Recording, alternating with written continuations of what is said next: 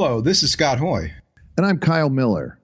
Today's episode of the Psychology Talk podcast is from the vaults. We've handpicked some of our favorite and most popular episodes to share with more listeners. Since we started this podcast, we've been on a mission to better inform clinicians and consumers on topics in mental health.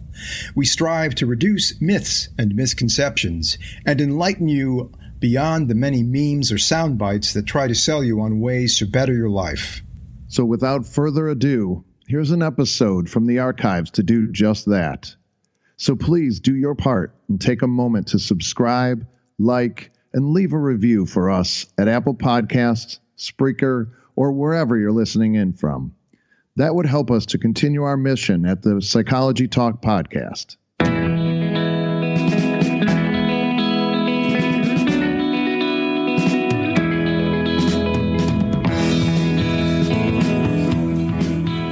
Hello, this is Dr. Scott Hoy. Welcome to the Psychology Talk podcast.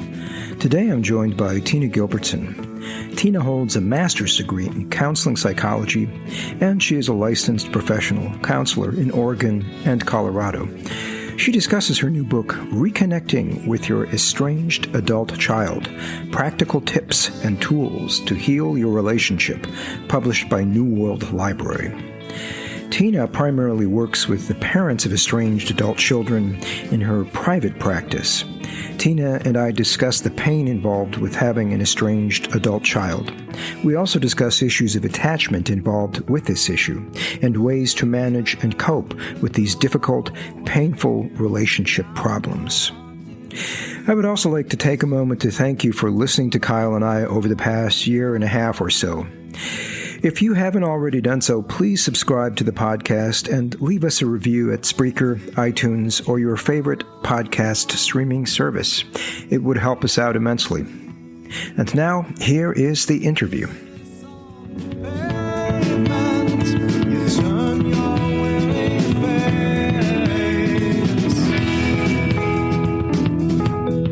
Well, hello, everyone. Today, my guest is Tina Gilbertson. Tina holds a master's degree in counseling psychology, and she is a licensed professional counselor in Oregon and Colorado.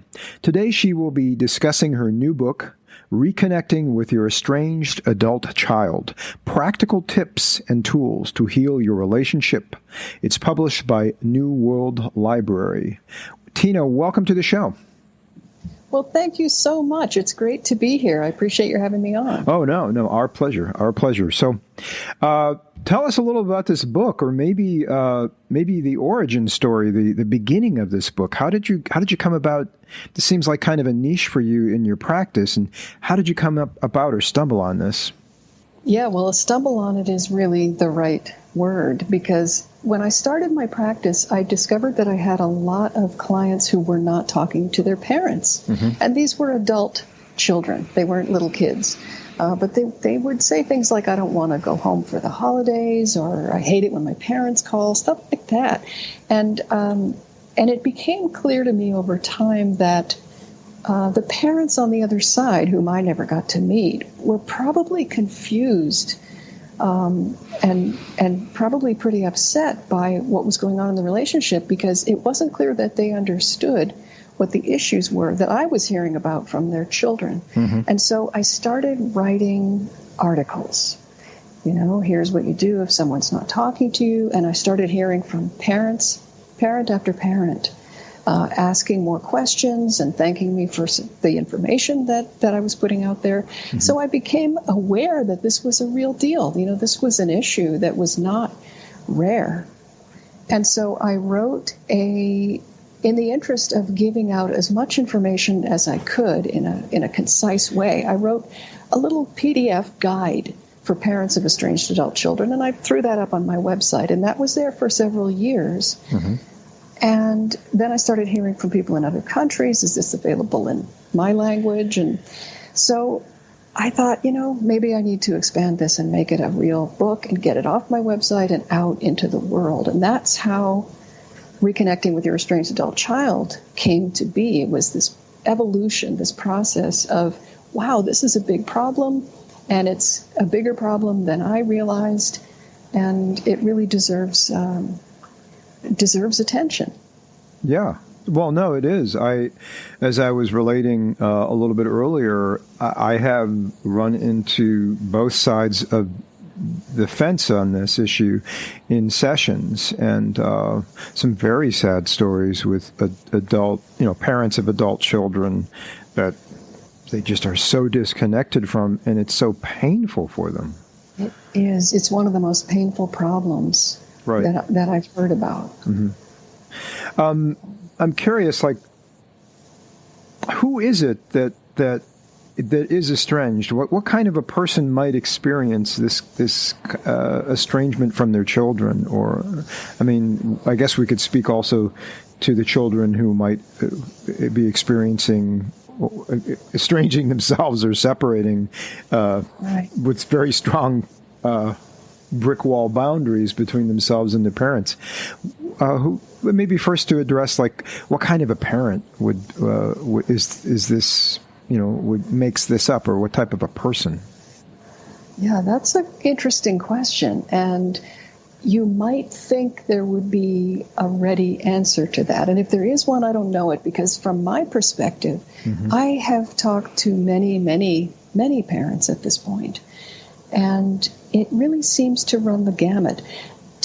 Obviously, there's much more to estrangement. I mean, I wrote a book about it. There's a lot that goes on with estrangement, but I do think there's an element of luck involved as well. It's not just certain types of parents who get cut off. You might think, well, it's abusive parents. That's who gets cut off. You abuse your kids and they grow up and they don't want anything to do with you. But it's not that clear cut, I have found. There are both abusive parents who enjoy doting adult children and parents who were very conscientious and really put a lot of thought into their parenting, and they find themselves cut off. And go ahead. I think there is also, it kind of depends also maybe to some degree on the reasons for estrangement. And one very common factor is the kind of normal need for autonomy and independence as the kid grows up and enters adulthood. And sometimes just that pulling away and that need for separation a little bit from the family of origin, that can create some friction, because here's these wonderful, loving parents who will say, our family was so close. We all got along. We enjoyed each other. We all went on vacations. We did this, we did that. And now this child who seemed so happy wants nothing to do with us. So I think in that case, the normal kind of individuation process is throwing a wrench into the works of the relationship. Okay. And so as common as it is, it takes a lot of people by surprise. Okay. And so the parents don't want to separate. They have this kind of clinginess, maybe, or a perception of how things are supposed to be. Well, I think if you talk to a lot of these people, they'll say, well, of course, my child needs to grow up and get a girlfriend or a boyfriend and have his or her own family. Of course. But why can't they do that and still be in touch? Why can't they be independent and also answer my texts? So there is an understanding of the need for independence, but also a desire to be part of that. Okay, so, right. But how much of this might be on the part, like moving to the other side of the coin, the adult child, how much of it might be that the adult child might have a misperception, or they have it in their head that they were treated poorly, or they didn't get X, Y, or Z from the parent? Does that ever come up? Like, do you ever sit in your practice and go, I think that there's something odd about this kind of perception of the parent that might be a little bit off or skewed, or, as I say, maybe magnifying the negatives and minimizing the positives in the relationship for whatever reason.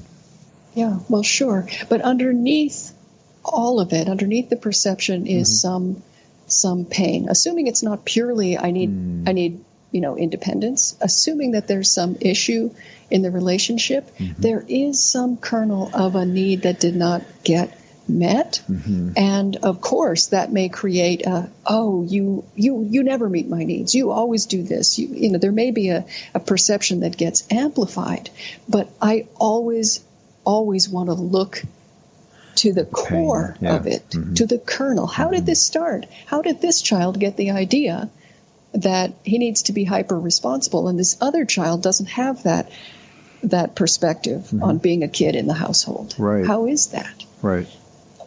And I think it's very possible. I mean, it's common, say, for a firstborn child, for example, to be more responsible, to take more responsibility and feel more obligated than later born siblings. That's a pretty common thing. You've probably seen that. Absolutely. In families. Yeah. So different children can have different experiences. Oh, correct. And so I think when we talk about, the child is blowing stuff out of proportion, we have to ask why.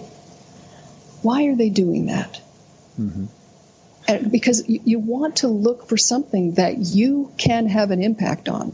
If this has nothing to do with you, if your child is just crazy and seeing reality completely wrong, then you have no chance of having an impact on the estrangement. Well, right. That would mean there'd be either some kind of delusional issue or psychosis, which, that's a totally different issue for the estrangement. Yes. Yeah. It's not a healthy functioning adult child and a parent. It's a very disorganized child. But it sounds like what you're pointing at, and I know that the book it does a really good job on two levels, on two orders, looking at attachment theory and how that plays out both for the adult parent of the adult child and for the child, and addresses that for the parent, and also adverse childhood experiences that the parent might have experienced, or they, I suppose, might have inadvertently provided to the child, neglect or trauma or things like that. And there's a lot of awakening and insight that the education that the book provides. But maybe you can go into maybe how attachment might be underlying the pain that is experienced on both sides a little bit, if you'd like to. Yeah. Sure. So the parent has an attachment style based on the parent's early experiences with the parent's caregivers. And that attachment style kind of activates whenever the parent is close to an important other person. And in many cases, the child will become a very important attachment figure for the parent. And if that parent has, say, experienced abandonment or rejection from important caregivers in the past, they will be super sensitive to anything that looks or feels or smells like abandonment or rejection from the child, even, as we talked about, the normal pulling away of being 21 and wanting to be more independent. The parent can really take that personally because they have attachment injuries that are getting triggered. Okay, and so and if the child kind of like an anxious attachment, and if the child were raised by that parent, they might it be possible that they develop kind of a wound that makes them want to pull away and be more distant, say, and their attachment style is more dismissive. Yeah. Right. Yeah, so that really sets up a very painful kind of dynamic in the relationship. But there's so much going on here that is not conscious. Correct. That is not well understood on either side. And that also is kind of what comes into play when the parent may look and say, I have no idea what my child is talking about. When he accuses me of this or that, or she says that this was true. It just wasn't, that's not my experience. But there may be things that are intergenerational that are so much a part of the family that they may be invisible to the parent. And these are things maybe that the child is complaining about. And birth order, I think, plays a big role in that. Like you said, because the attachment needs are probably met more if the parent starts to kind of fall away from being so interactive with their children. It might be that the first child is doted upon more and is more secure in their attachment or has more of a connection to the parent, whereas the second-born might be resentful because the mother wasn't there or there was a rift in the attachment to the main parent, usually the mother, right? And so the perspectives change. Like, I come from a family of 7. And if you talk about the slice of pies, I'm the youngest. I've heard all the stories, and it's like, wow. Maybe this is why I became a psychologist, right? But it was like, wow.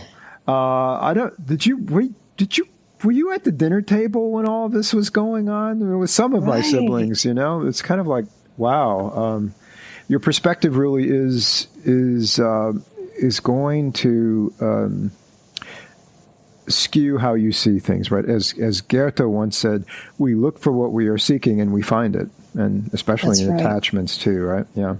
That's absolutely true. I'm just reading a book right now about attention, and attention grabs onto something and nothing else exists around it, really. Yeah. So you literally don't see things. It's like the gorilla in the middle of the basketball players. Correct. You literally don't see the gorilla if you're looking at who is passing the ball to whom. So, exactly. Yeah, things can happen for some people in the same household that are completely invisible to other members of the family. Correct. Yeah, and yes, it is attention, and it's priming, right? As you can see, you can almost say that the ultimate priming, psychological priming, cognitively, is your first attachment, the first 18 months where the inner working model of attachment develops, So, and that's going to play out later on. But it must really surprise the parents when this plays out and they're like, "Oh yeah, what happened?" Yeah. Right. Yeah. I thought I was there, and that's not what I remember. Yeah. That's why validation is so important. You have got to assume that unless your child is, as you said before, completely psychotic, just checked out of reality, and let's hope that's not the case. You've got to assume that your child has just his own reality. He has his experience, and there is something to it. And so you want to validate that by just saying, I hear that, and I'm so sorry that that's what you experienced that's what you experienced.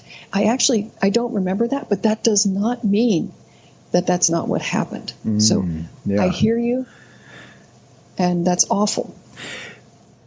The book also seems to really address the fact that the parent needs to validate their perspective too and learn how to validate themselves, right? Right, because, the opposite of validation is judgment, criticism, and ultimately shame. And I think shame is the biggest hurdle for parents who are wanting to work on their relationship with their kids, because there's like built-in shame. As soon as you become a parent, you're worried that you're not doing it right or you're not doing well enough. And, everybody has stuff that they can look back on and say, well, I wish I'd done that differently.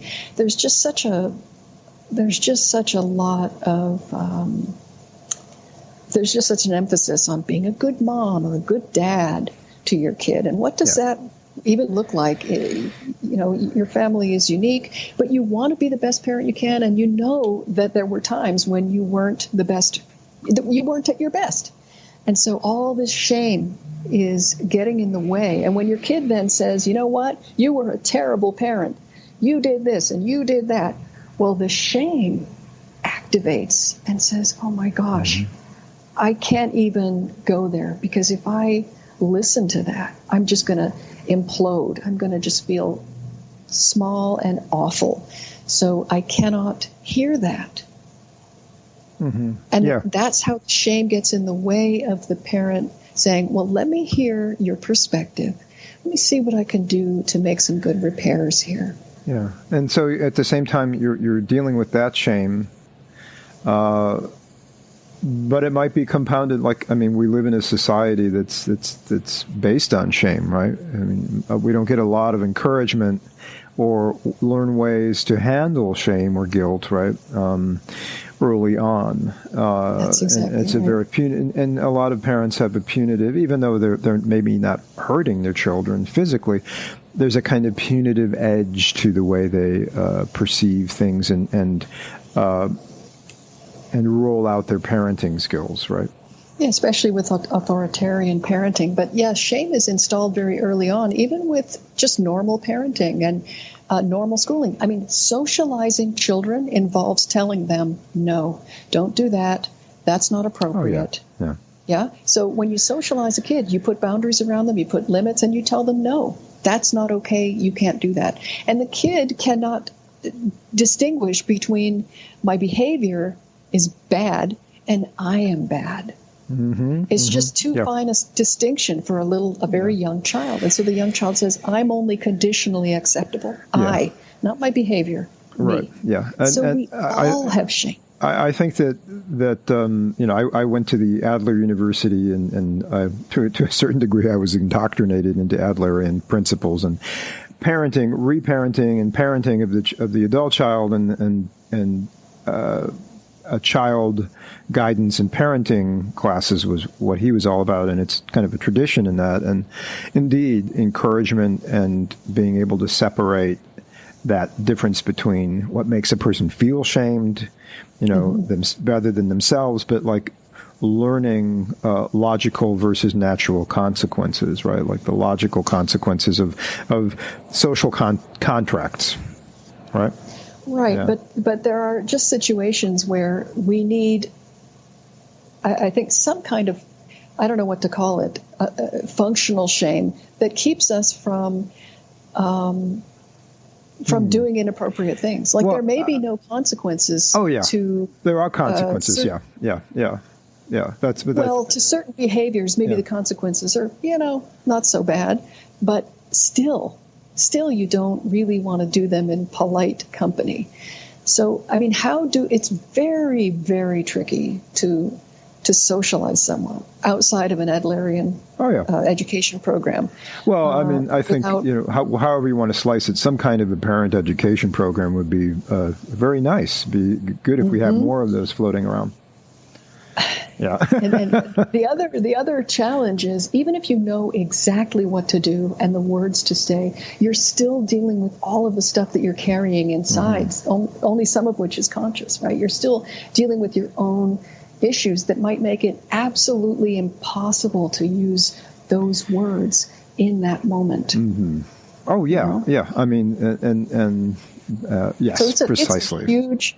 Everybody's in the same boat on this one. Absolutely. So even though if you're estranged from an adult child, you may feel uniquely inadequate in some way or uniquely criticized, really, I mean, every parent is somewhat in the same boat with not having done a perfect job. Mm-hmm.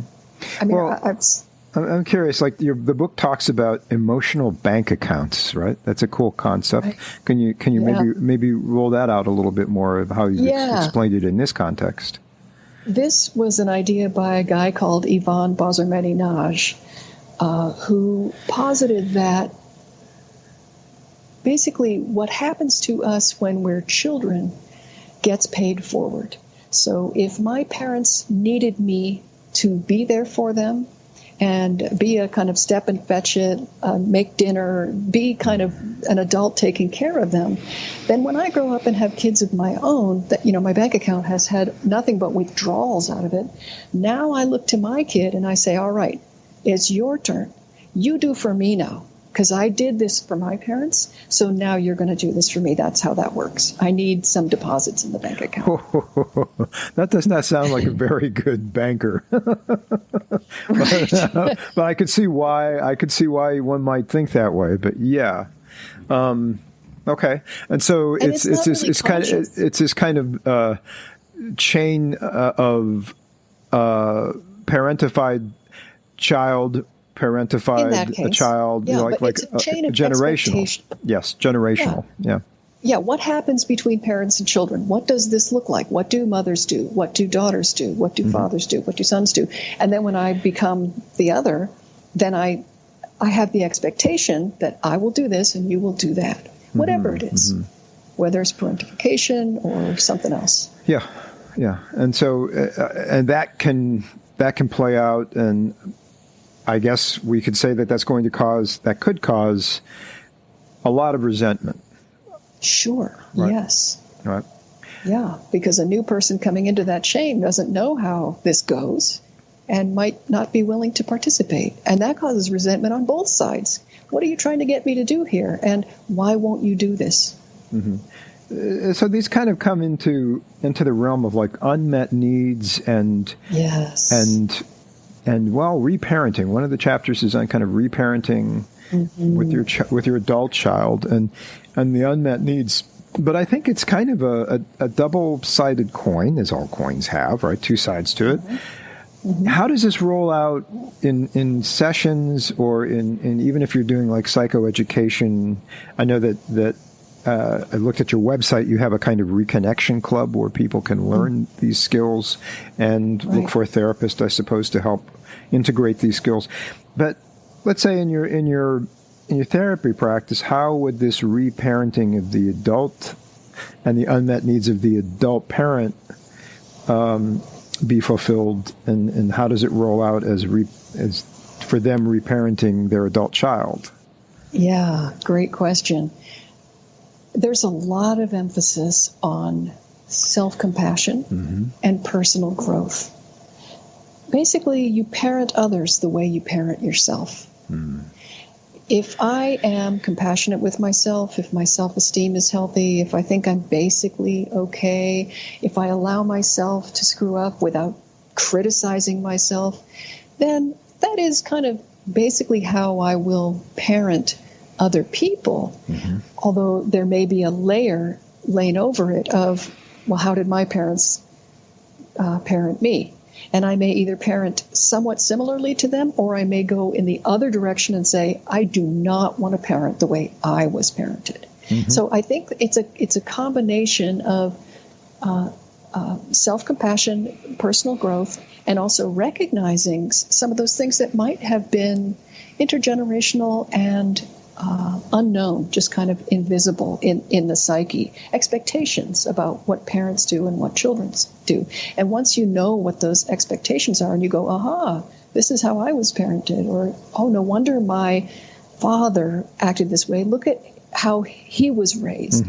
And the more you understand that, the more you can kind of wiggle around in there and maybe get out from under it a little bit, combined with the personal growth and self-compassion. Really, self-compassion, I believe, is the cornerstone for parents who want to repair their relationship with their kids.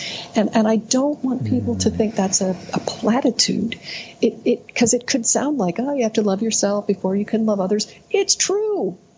It's true. It sounds almost like you have to work on helping them repair attachment disturbances within themselves. Yeah. Wow. Okay. That's very heavy. And that doesn't come out. The book doesn't come out and explicitly say that, but I think that's the underlying kind of right.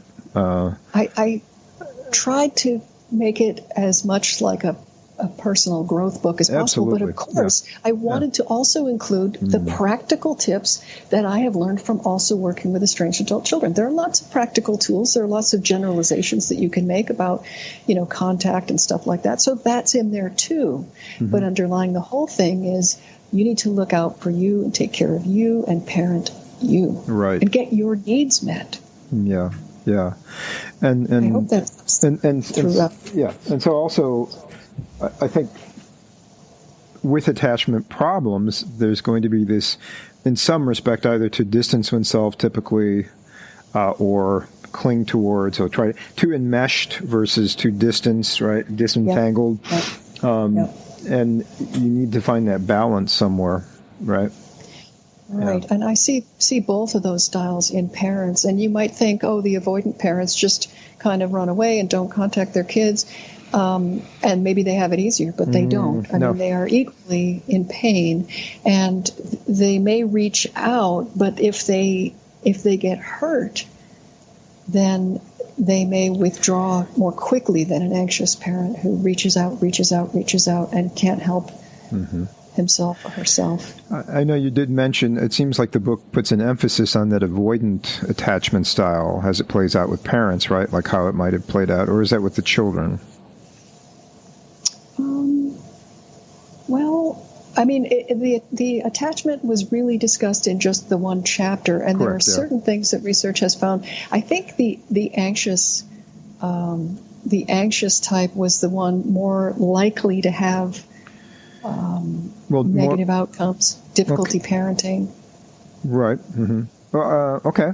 But the avoidant might, if you have an anxious child with an avoidant temperament and an avoidant parent, then you have a mismatch there, right? Right. And that's something that I don't see as much because I don't work with parents who they have cut off their children and the children want a relationship. I work with parents who want the relationship and are being rebuffed by their children. I see. Well, and also I think that a lot of self-help books on attachment and a lot of people you see in therapy, they tend to be more anxious because they're reaching out for help.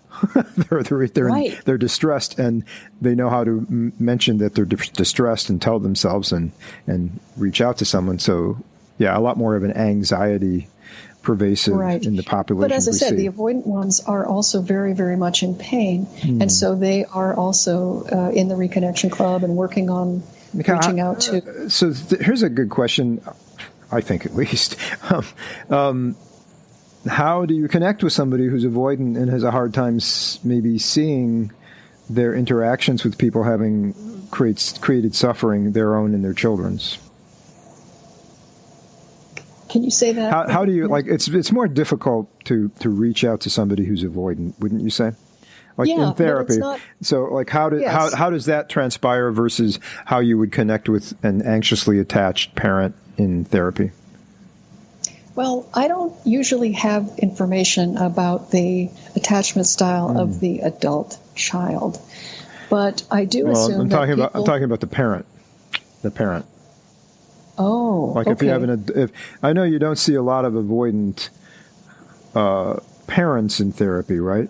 But when you do, and they're trying to work on this reconnection, correct? Yeah. Then it's a matter of helping them find the courage to move toward rather than away from. Yeah. Because in many cases, what is needed is for them to put themselves out there with maybe an apology or a question or something that they are not, that they're scared to put out there because they are afraid to be rejected again. They've already, when they come to me, they've already been rejected once or numerous times, and they're just afraid to reach out again. And so crafting the right message that does resonate with how they feel, but is also likely to be more effective, to be heard, to be taken in by the child, that's the task for them. And also just finding the courage. And sometimes they have to wait a little while until they feel stronger before they can reach out.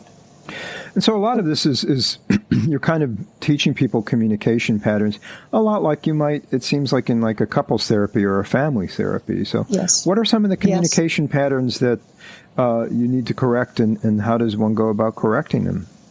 Well, I think the most important thing I teach is validation. It is not at all a natural thing. Just like active listening for most of us does not come naturally. Most communication, I think, in families certainly is just done without much thought. You know, you don't really think before you speak. That's part of the value of family, is you could just let your hair down and be yourself. And so, the communication is very unfiltered. And so the first thing that if you've been cut off, you'll want to do is develop a filter and develop a strategy of communication that hopefully aligns with a new way of being. Because, I can help people craft a good message, but if that message is not something they can, if that's not a talk they can walk, right? If that's not a talk they can walk, then it's going to be not effective in the long run. Because even if an adult child responds to a really good and validating letter, if they then get together does the parent have the tools and the person hood, or are they in a place where they can bring that validation into an in-person meeting? That's where the rubber meets the road. That's why there's personal growth and change that needs to happen within the parent before they even get to where they want to be, which is closer to the child. Do you ever, I know sometimes in therapy, there might be either a deceased relative that the patient wants to write a letter to express themselves and externalize and work on their emotions and grapple with them, wrestle with the angel, so to speak. And then also, a patient may well want to say something to a person they're estranged from, knowing full well that person may not accept the communication. So oftentimes a therapist may say, why don't you write a letter and seal it up and put it in a file cabinet, or you can keep it here and I'll put it in my file cabinet. Or you can do a ritual. You can throw it in the garbage. You can burn it and send it off into the ether or whatever. Do you do any of these kind of practice runs with some of your clients in communication? Absolutely. Because it's kind of scary. Yeah. It's scary. To put a letter out there and actually send it? In these situations for these people. Yeah. It's risky. Yeah, it feels risky and it feels dangerous. And in a way it is. If there are a lot of people I work with who have sent multiple apologies that have fallen on deaf ears, and I don't get to see what those look like. I don't really. How was that apology? I mean, I just created a course for our club that is, what are the elements of a good apology? How do you do that? But one thing we do in the club is people will post, here's a draft of a letter I'm thinking of sending, and then we'll all kind of work on it together, and we'll ask questions about it. What did you mean by this? Is it possible your daughter will feel this way when she reads the sentence? And, half the time they'll say, I've decided to call instead, or I'm not going to write right now, or I'm going to start from scratch, or the process is really helpful. Just writing, because in writing the letter, you really also think about and feel and kind of live what's behind it. So the process is super valuable, the writing process. Do you recommend doing it with a stylus or a pen or pencil versus on like a word pad or a document? You mean if you're going to send it, or just as for themselves? Yeah. Oh, I don't really know if there's any research on that, but I just kind of tell people whatever you feel, whatever you want to do. Some people seem to be more. I know that as far as like memory, like they suggest, like if you're in a lecture, you should not type or record the lecture. You should write it because there's that connectivity and the neural pathways are actually grown to that process, right? Yeah. So I wonder if that might also be something that would help in a therapeutic letter. Possibly. Yeah. Although unless your penmanship is not like mine, I wouldn't recommend sending a letter that was handwritten. Well, the reason a handwritten letter might be good if you write it very carefully. Correct. Even if you write it very carefully, it may slow the reader down. And I feel like letters, anything reads better if you don't like zip through it. Zip, zip, zip, zip. Because when you zip through something, it comes across as more abrupt than the words came out of the writer's mind. Correct. Yeah. Handwriting can slow the reader down. Yeah, you can wind up projecting a lot of stuff onto a situation that's not there. Yes. I know that because I've had people read emails to me from other people saying, "Dear so-and-so, I hope you had a good vacation." Can you imagine? And they really, really feel that's a mean email or that it had a bad intent. And when I hear the words, I don't at all get that tone. Yeah. Exactly.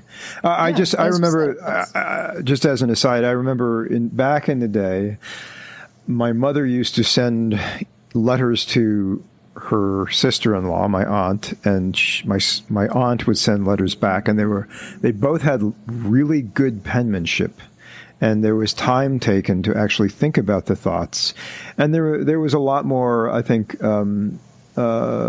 emotional connection in what they were saying, and also the time that somebody actually made this thing. They sent this thing, they took the time to take it to the post office box or the, and that's kind of lacking in our communication these days. That is lacking. The type stuff. Yeah, it does have a more personal touch to it. I also suggest that parents keep anything that they send short, because when you cut somebody off and you don't want to have any contact, and you get a letter from them that's 6 pages long, single-spaced, double-sided, you're not inclined to read it.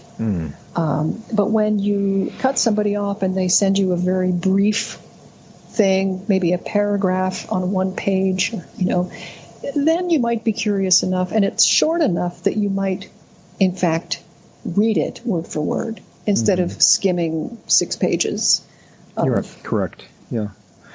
Well, I would say, speaking about the connection through letter writing, I do believe that the book itself, I don't know if this is a good segue, but I think the book itself comes across as very compassionate.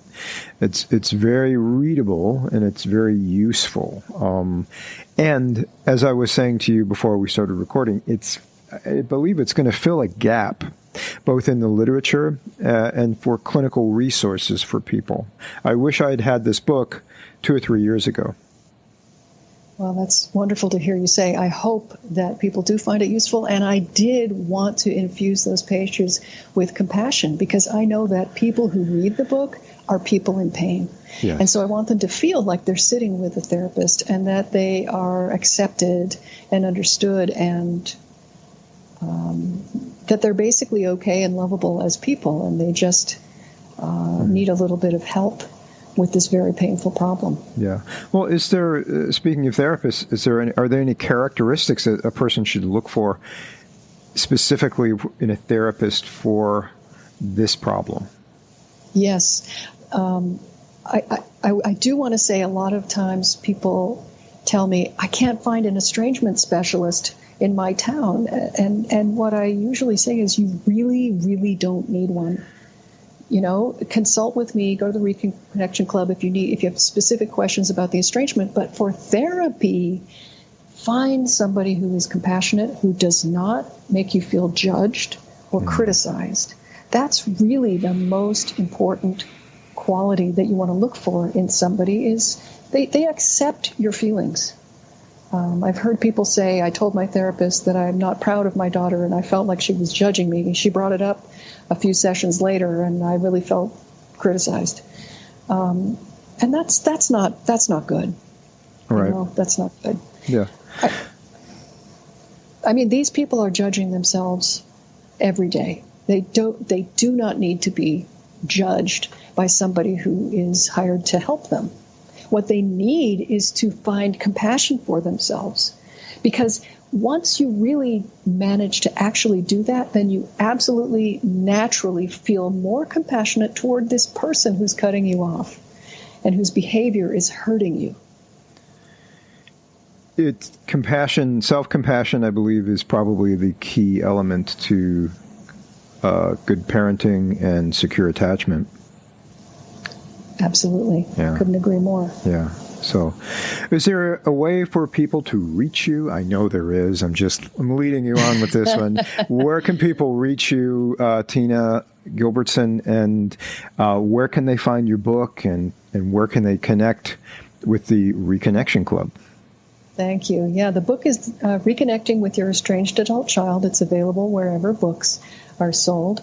They can find out about me and all my services and everything I do at tinagilbertson.com. Mm-hmm. And if they're interested in the Reconnection Club, the Reconnection Club is an online school, whereas the book is the textbook. The Reconnection Club is the school where you apply what you learned in the book. So ideally, you read the book. And if you would like some support and some extra information, then you would go to the school and continue working in the company of other parents who are also working on relationship repair. And is the school and the book something you could also recommend to children who have estranged themselves from their parents? Unfortunately not. Okay. You must be the parent of an estranged adult child in order to be a member of the Reconnection Club. It is focused on parents specifically. Mm-hmm. I am sorry to have to say that, because I know that adult children are very much in pain as well. And I'm hopeful that they can more easily find a therapist who will support them.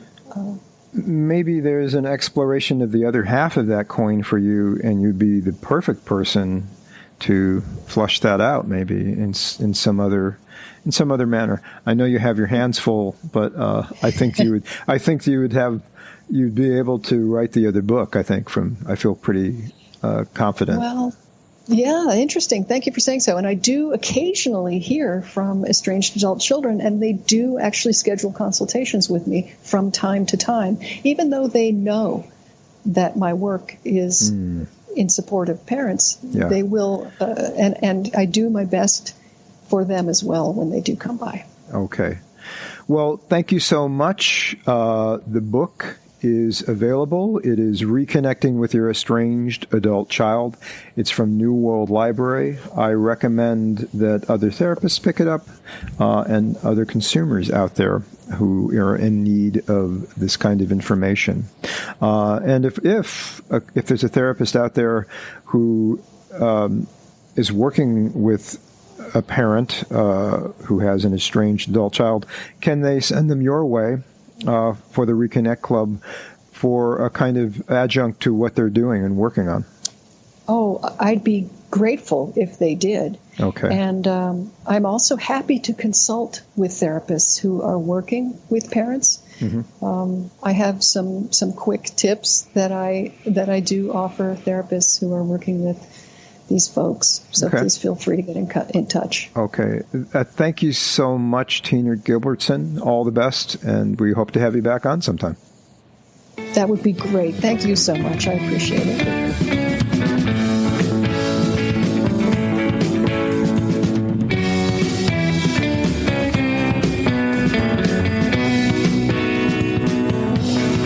Thanks for tuning in. We hope you enjoyed the show. If you like what you heard, please subscribe to us at iTunes, Spreaker, or wherever you listen to your favorite podcasts. This podcast is for informative and entertainment purposes only. If you need a mental health professional, please seek one out. All material, copyright, the Psychology Talk podcast. Music is provided by the band Serenati.